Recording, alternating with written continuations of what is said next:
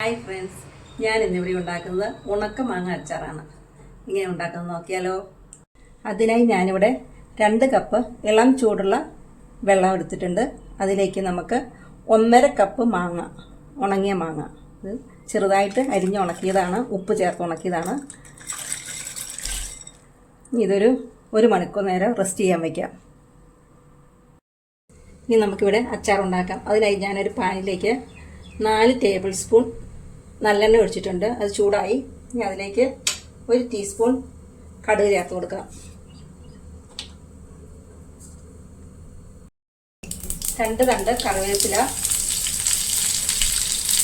2 പച്ചമുളക്,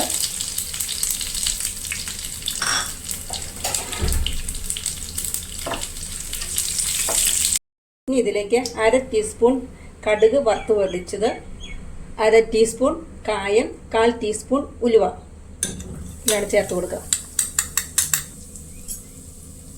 1/2 ടീസ്പൂൺ മഞ്ഞൾപ്പൊടി,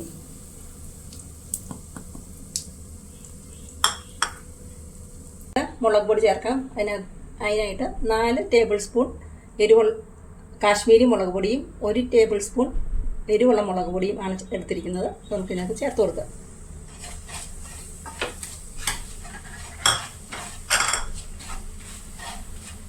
പൊടികളുടെ മണം മാറിയിട്ടുണ്ട്. ഇനി നമുക്കിതിലേക്ക് 1 ടേബിൾ സ്പൂൺ വിനീഗർ ഒഴിച്ചു കൊടുക്കാം.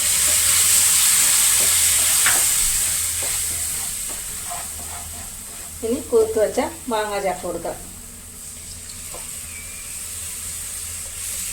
നന്നായിട്ട് ഇളക്കി യോജിപ്പിക്കുക.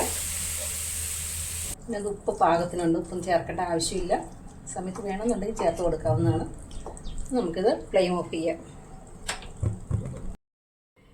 ടേസ്റ്റിയായ ഉണക്കമാങ്ങ അച്ചാർ ഇവിടെ റെഡി ആയിട്ടുണ്ട്. എല്ലാവരും വെച്ച് നോക്കിയിട്ട് അഭിപ്രായം പറയണേ. ഇഷ്ടപ്പെട്ടാൽ ലൈക്ക് ചെയ്യാനും ഷെയർ ചെയ്യാനും മറക്കല്ലേ. Thank you.